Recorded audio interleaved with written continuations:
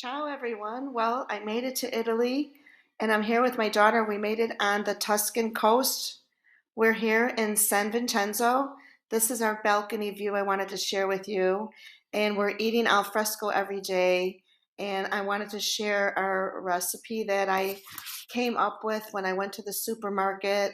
And of course, I was very inspired by the sea and all the fresh vegetables. And I decided I've been waiting to get here because my fresh vegetable that I love, it's very, very hard to find in the States. It's these little round, baseball size baby round zucchini. And I love digging them out and stuffing them and just turning them into these adorable little stuffed zucchini. You can see how cute they are. And I'm going to go over the stuffing with you. And there I am stuffing it. This is just like a little shell. That's a big piece of bread. So I'm getting rid of that little piece there. And this is the stuffing. We're going to go back and do every single step. But this was something that we just ate yesterday.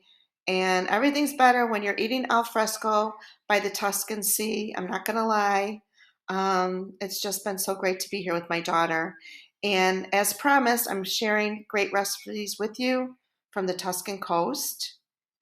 And here we are as I'm showing you just a little bit of the demo of what I was doing. So to begin the recipe, I actually started out with some, well, you can start out with any bread, but this is, of course, Italian bread. And I'm just showing a little, there's my zucchini. Are they not the cutest little things?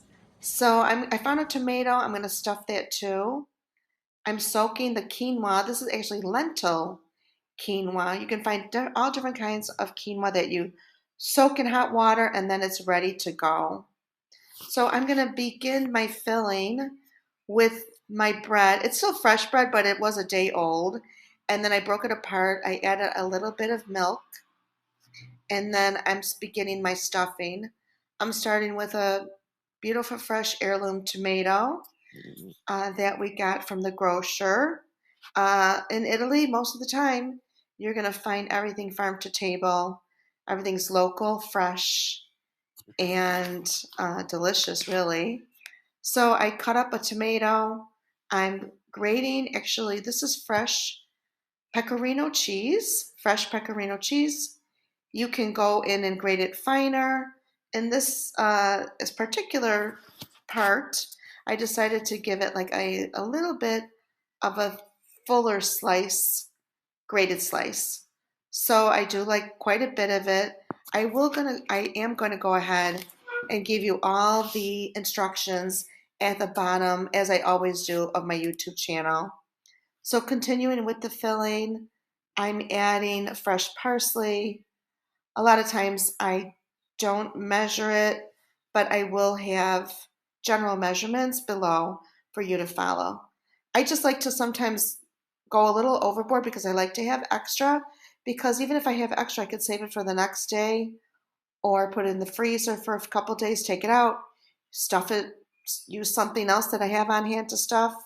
It's a perfect seasonal fresh stuffing recipe that you can use for so many things.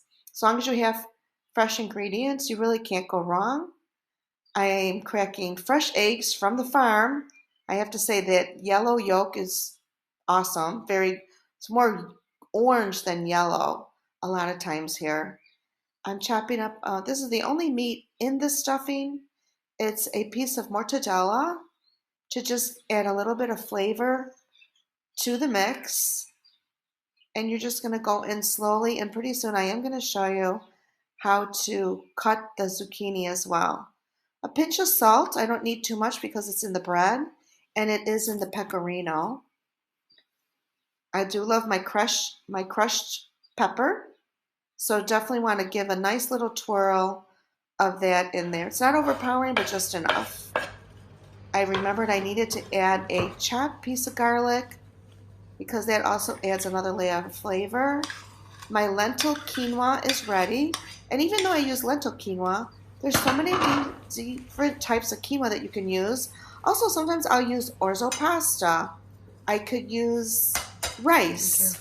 But in this particular recipe, this is the way I'm doing it. Like I said, I really interchange so many different uh, the carb part, meaning like, but quinoa is very healthy. You can use fado, you can use, like I said, orzo, you can use rice, whole grain rice. The possibilities aren't endless, but this is actually what I chose today. So as you can see, I dug out the inside with a little, usually I'll use like a little espresso spoon. That seems to work well.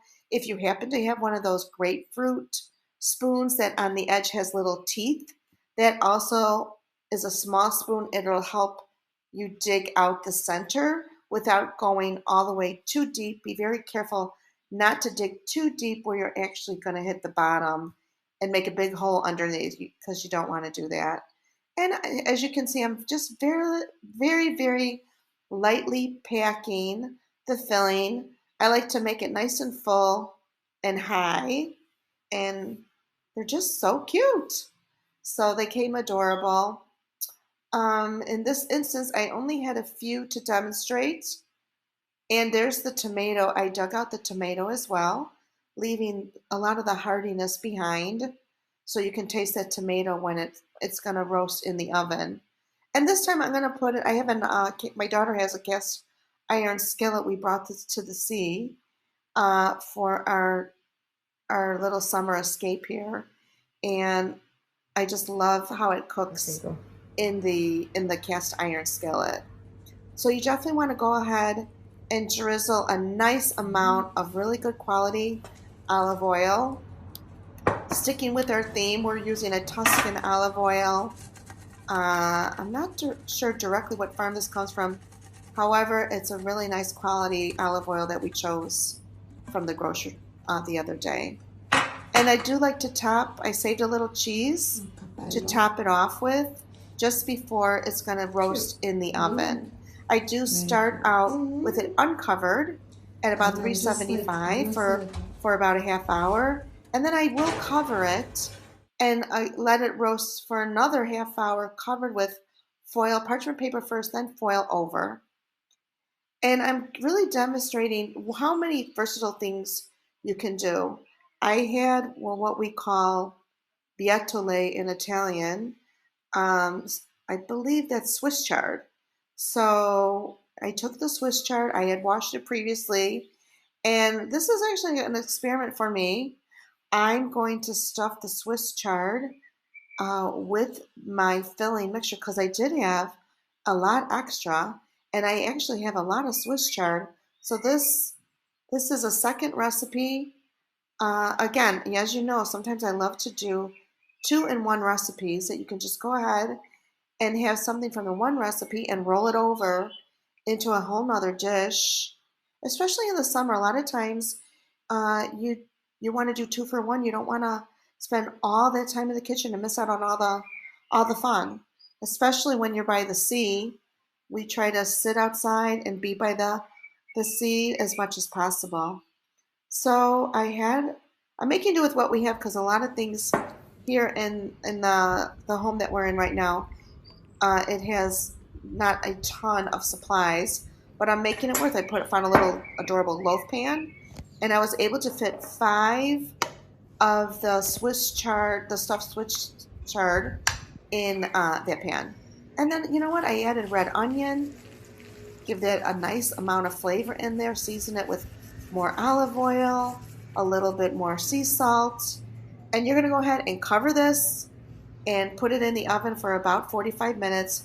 You can put it in the oven along with the stuffed zucchini on another shelf. And this is going to be your finished result. It came fabulous and I just love it. Enjoy!